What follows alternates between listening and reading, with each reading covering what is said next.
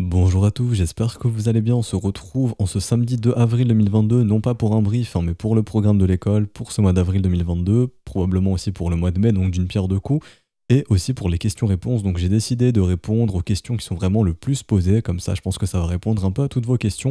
Je l'avais déjà fait dans une FAQ si vous vous en souvenez, mais bon, je me suis dit autant le refaire avec des questions additionnelles, hein, ça complétera un petit peu la première FAQ qui avait déjà été faite. Alors la première question, ce qui revient très très souvent, c'est avec ou sans engagement et les tarifs. Donc c'est sans engagement, vous pouvez arrêter quand vous le souhaitez. Le mieux c'est de rejoindre en début de mois si vous rejoignez via le Patreon. Tout simplement, si vous rejoignez via les paiements en crypto-monnaie, ça pose aucun problème, vous pouvez rejoindre quand vous le voulez. Par exemple, l'école n'a pas un programme qui commence le 1er avril et qui se termine par exemple le 30 avril. Non, ça fonctionne pas comme ça. L'école, c'est toute l'année, ok, vous rejoignez quand vous le souhaitez via les modalités crypto, vous ne serez pas pénalisé si quelqu'un vient par exemple le 20 avril, mais c'est plus intéressant de le faire via le Patreon en début de... Enfin, si vous passez via Patreon, c'est plus intéressant de le faire en début de mois, car Patreon a un cycle de refacturation tous les premiers de chaque mois. Donc si vous rejoignez le 20 avril, malheureusement, vous serez refacturé le 1er mai. Donc c'est pour ça que Patreon, il faut le faire en début de mois. Bien évidemment, c'est sans engagement, vous pouvez résilier quand vous le voulez. Dans Patreon, il y a une catégorie Mes abonnements, et ensuite vous verrez votre abonnement, vous pouvez l'annuler quand vous le souhaitez pour ne pas être débité le mois prochain si vous ne souhaitez plus poursuivre dans l'école, si vous souhaitez juste faire un essai, ou si par exemple vous avez plus trop de temps, vous pouvez arrêter, ou si vous estimez que l'école vous a apporté ce que vous cherchiez, vous pouvez arrêter quand vous le souhaitez, il n'y a pas de problème. Concernant les tarifs, c'est simple, c'est 40 € plus TVA, donc ça dépend de votre pays de résidence. Généralement en France, ça va être 48 € au final, plus la TVA. Sinon, il y a les modalités de crypto qui sont sans TVA à ce moment-là, il n'y a aucun problème. Et tout est expliqué ici dans le Discord, donc vous avez les modalités de paiement et vous pouvez checker ça. Si vous avez une question, on est ici, les professeurs, vous pouvez nous envoyer un message, il n'y a aucun problème. Si le paiement est fait, vous pouvez envoyer l'idée de transaction, donc ça s'appelle le TXID, qui est généré dès que la transaction est faite. Vous l'envoyez au professeur, ou vous envoyez un screen de la transaction. Si vous n'arrivez pas à trouver le TXID, on vous aidera. De toute façon, nous, on peut le trouver derrière. Et ensuite, on vous met à votre rôle élève. N'hésitez pas à envoyer ça à tous les professeurs. Le premier qui le voit le valide, et comme ça va hyper vite. Ok ? Donc, ensuite, deuxième question. Ah oui, j'ai oublié aussi pour les tarifs, vous avez aussi des remises sur les abonnements trimestriels, semestriels. Donc ça, c'est dans le Discord. Ça va être ici, hop. Donc vous avez des remises ici pour les abonnements trimestriels, semestriels, annuels. C'est possible via les modalités crypto, mais c'est aussi possible de le faire via le Patreon. Vous m'envoyez un message par contre à moi, le tonton ici, vous m'envoyez un message et je vais vous expliquer comment faire et comment procéder si vous voulez des abonnements un peu plus long terme avec des remises assez intéressantes. Également, deuxième question, est-ce grave si je ne suis pas là pour les briefs en direct? Il n'y a aucun problème puisque tout est disponible en rediffusion. D'ailleurs, il y a beaucoup d'élèves qui sont en décalage horaire, qui sont par exemple des fois au Canada, en Chine ou dans d'autres pays, et les briefs sont complètement décalés. Ok, donc ce qu'ils font, c'est qu'ils regardent en rediffusion, ils peuvent poser leurs questions, je peux y répondre. Si par exemple ils m'envoient leurs questions en message privé, je leur réponds en message privé, ou si c'est une question qui revient beaucoup, je peux y répondre en brief, il n'y a pas de problème. Ou vous la posez dans le Discord et un des professeurs ou un des élèves avancés pourra vous répondre. Les élèves avancés sont là depuis plusieurs mois, voire même plus d'1 an pour certains, même plus de 2 ans qu'ils sont dans le Discord, donc ils sont vraiment très très avancés, ils peuvent vraiment beaucoup vous aider quand ils sont disponibles, bien évidemment. Et tout est disponible en rediffusion, par exemple, que ce soit les briefs ou les cours, tout est disponible en rediffusion. Les briefs sont séquencés, c'est-à-dire que par exemple, le brief du jour a complètement été séquencé. Donc par exemple, je vais dire que de 2 minutes à 17 minutes du brief, j'ai répondu à vos questions, on a traité ce genre de questions. Ensuite, de 17 minutes à 34 minutes, on a analysé le Bitcoin, etc. etc. Donc par exemple, si vous, il n'y a que, je dis une bêtise, mais l'analyse d'Ethereum qui vous intéresse aujourd'hui, vous allez de telle minute à telle minute et vous avez l'analyse. Ou par exemple, s'il y a telle ou telle chose qui vous intéresse et d'autres choses qui ne vous intéressent pas, ça vous permet de raccourcir le brief. Vous n'avez pas à regarder 1 h 30 de brief. Des fois, voilà, s'il y a 35 minutes, 40 minutes qui vous intéressent, vous regardez que c'est 35 ou 40 minutes, ok? Donc ce n'est pas grave parce que tout est dispo en rediffusion et c'est dispo tout le temps. Dès que le brief est fini, il est déjà dispo en rediffusion. Même si vous arrivez en retard, vous pouvez reprendre dès le début et rattraper votre retard, entre guillemets, ensuite. Donc ça, il n'y a aucun problème. Je fais aussi un récapitulatif, et je vais y arriver, via Google Docs, justement, où dans le brief du jour, je vous dis, bon, ici, on a traité ça, donc Bitcoin, Ether, macroéconomie, la courbe des taux, etc., etc., les altcoins intéressantes, quelle structure surveiller, etc. Il y a un résumé, donc vous avez le résumé qui est écrit, et ce qu'il faut absolument surveiller si jamais vous n'avez pas trop de temps, par exemple une semaine chargée, vous n'avez pas le temps, au moins il y a ce résumé qui vous facilite derrière. Donc ça c'est récent, on vient de le mettre en place et je trouve que c'est vraiment super. Alors est-ce que c'est accessible aux débutants? Oui, ça a été fait pour cela, aussi pour ceux qui sont avancés, mais pour les débutants. Alors dans l'école, on ne doit pas vous apprendre à setup, donc à mettre en place un wallet MetaMask, on ne va pas vous apprendre à créer un compte Binance, à passer un ordre. Ça se fait déjà sur YouTube. Vous tapez sur YouTube comment créer un compte Binance et créer un ordre, et on va vous montrer, ok, sur YouTube. Ça a déjà été fait. Donc l'école n'est pas là pour apporter ça. L'école apporte quelque chose qui n'existe pas. Donc ce qu'on y fait dans l'école, c'est vraiment apprendre à trader. Et donc on commence avec les bases. Il y a des cours qui ont déjà été faits. Donc dès que vous rejoignez l'école, vous avez une vidéo qui vous explique absolument tout sur le fonctionnement du Discord, etc. Et vous avez une playlist des cours. Donc vous commencez par le premier cours. Au début, il y a des termes que vous n'allez pas forcément comprendre et c'est normal. Ok, il y a un lexique à côté à lire. Ok, et ensuite, au fur et à mesure des cours, vous allez justement vous dire « Ah, ce terme, c'était ça ». Parce que dans le premier cours, on parle quand même de trading. Donc il y a des petits termes que je vous explique. Mais des fois, il est vrai qu'il y a des termes que vous allez voir ensuite. Mais ça, c'est pas grave. Le but, c'est de vous sensibiliser, par exemple, dans le premier cours, à vraiment la base et la gestion du risque et l'importance de pouvoir établir son profil en tant que trader. Et justement, de vous faire découvrir, si vous êtes un trader plutôt un swing trader, donc quelqu'un qui va trader sur des positions qui peuvent durer des jours, des semaines, un day trader qui va ouvrir une position à 18h, la fermer à 23h, quelqu'un qui va faire du scalping, donc qui va trader vraiment sur des unités de temps très faibles, des trades très courts, quelques minutes, voire peut-être quelques secondes. Bon, c'est pas trop recommandé en crypto, mais quelques minutes, voilà, c'est un petit peu plus recommandé, etc., etc. Et ensuite, la base de votre apprentissage, et ensuite, vous allez voir que ça va aller crescendo. Donc, c'est plutôt pour ça, pour que vous puissiez apprendre à trader et connaître votre profil de trader et commencer, on va dire, avec de bonnes bases très solides. Comme si on plantait un arbre, si on le plante bien, il va pousser bien droit, il peut monter très haut cet arbre. Si on le pousse si on le plante n'importe comment, il va pousser mais de travers et au final il ne donnera pas de bons résultats. Enfin, en tout cas, il ne sera pas très joli potentiellement. Donc c'est vraiment pour cela ici que, comment dirais-je, que c'est vraiment accessible aux débutants. C'est vraiment pour vous donner les bases et ensuite on monte crescendo en level. Mais comme j'ai dit, on ne vous apprendra pas à imposer un ordre. Par contre, il m'arrive de parler, et mes collègues aussi, d'ordres différents. Donc c'est des ordres un petit peu plus poussés qui vous permettront justement, par exemple les ordres OCO, on explique ce que c'est, comment les paramétrer, etc. Mais ça c'est un petit peu plus poussé, vous voyez. Il faut déjà d'abord avoir suivi le cursus pour accéder à ce niveau. Mais vraiment, tout ce qui est créer un compte, etc., ou par exemple, comment sécuriser vos crypto-monnaies, etc. Ça, on ne l'apprend pas dans l'école. Ça a déjà été fait sur YouTube. C'est du contenu qui est complètement gratuit. Ça ne sert à rien. Pour moi, je trouve complètement débile de vous monétiser un contenu qui existe déjà. En fait, sur Internet, une simple recherche, ça permet très simplement de savoir comment on fait. Donc ça ne servait à rien. L'école n'est pas là pour ça. Par contre, si dans le Discord, vous posez des questions, mon collègue est là souvent, enfin mes deux collègues sont présents pour vous aider à ça. Mais ça, c'est dans le Discord. C'est pas des cours qui ont été faits sur ça. Peut-être qu'à terme, on rendra l'école encore plus débutant pour vraiment ceux qui comprennent rien du tout à la crypto-monnaie, qui veulent vraiment s'y mettre. Mais là, c'est pas le but. Le but, c'est vraiment d'apprendre à faire du trading. Ensuite, donc, comment se passent les cours et les briefs? Donc, quelle plateforme? Tout se passe sur le Discord.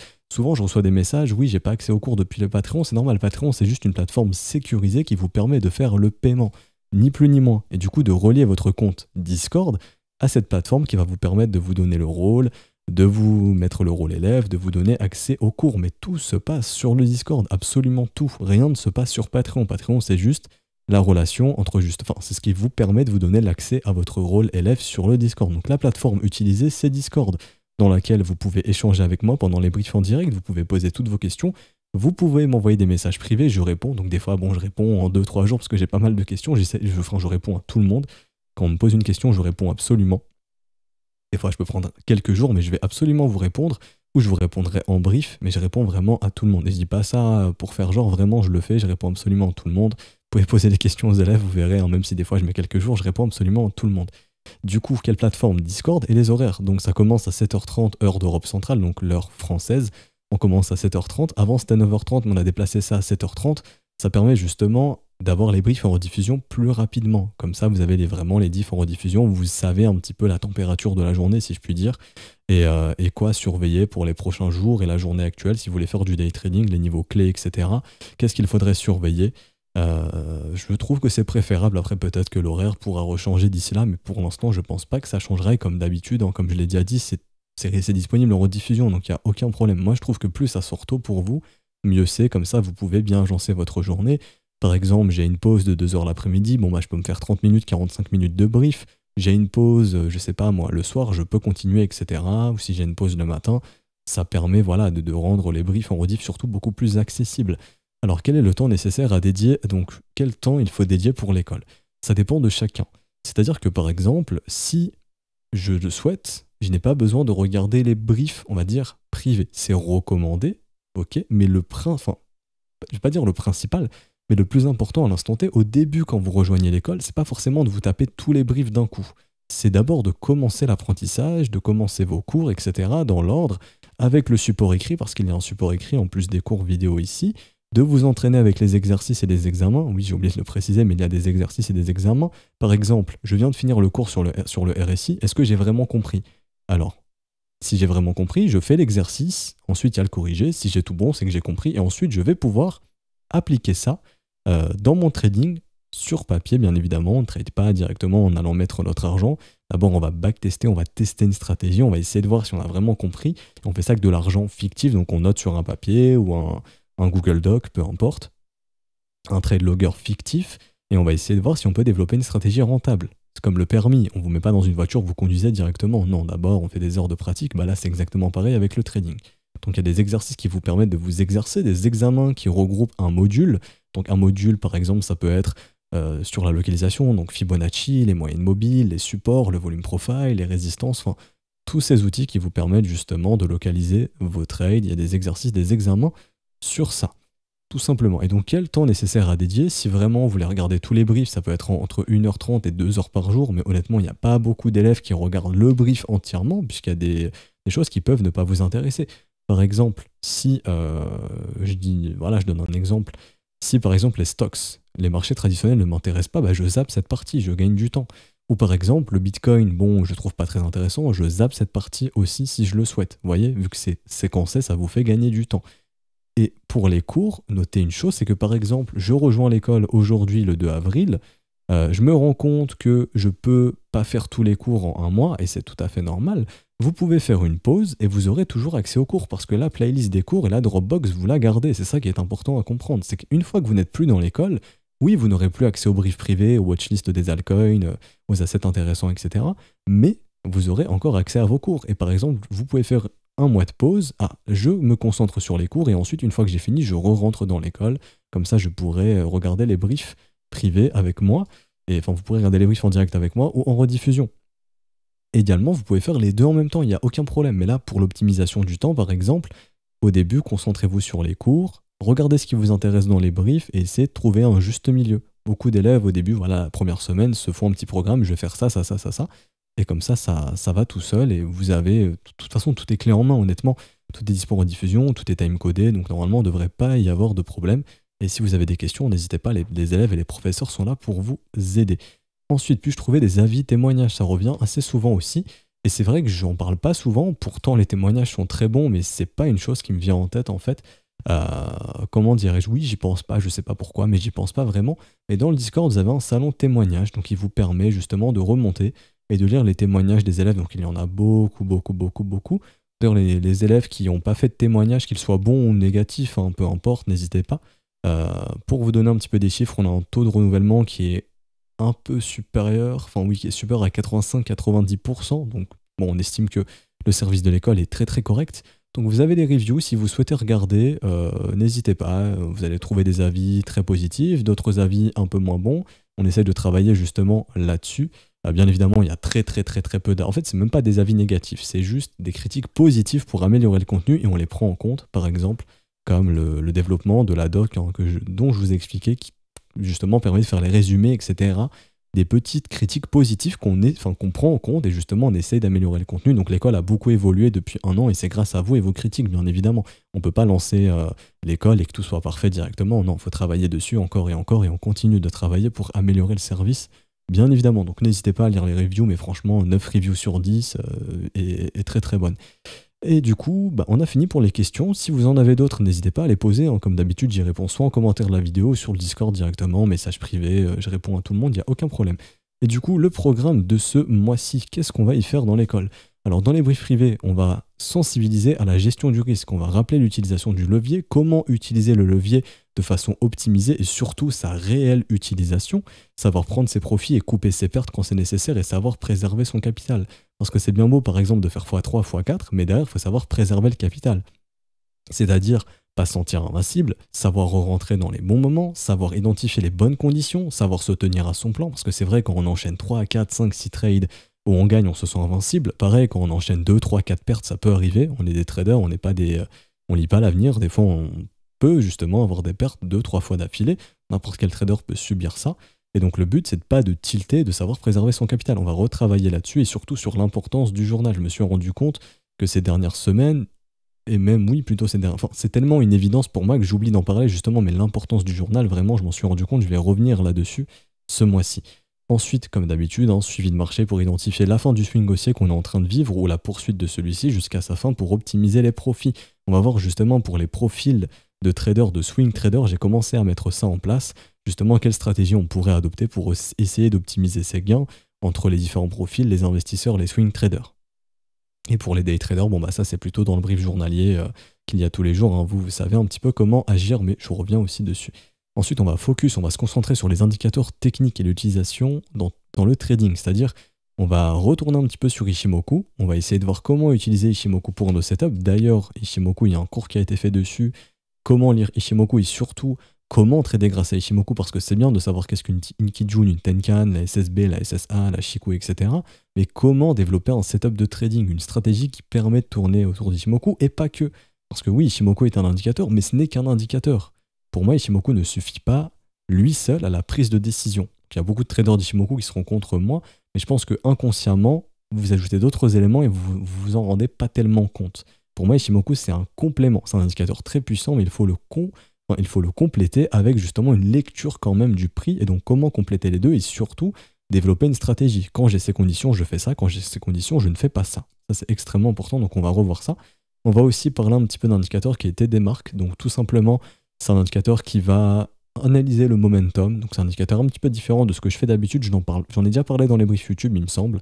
Je commence à en parler un petit peu avec les élèves et j'ai envie de développer des stratégies qui tournent autour de ça. Les élèves, on a fait ça fin mars, si vous vous en souvenez. On va continuer, on va poursuivre à ce niveau-là. Ensuite, comme d'habitude, les chasses aux meilleurs assets. Donc là, les charts intéressantes reviennent enfin.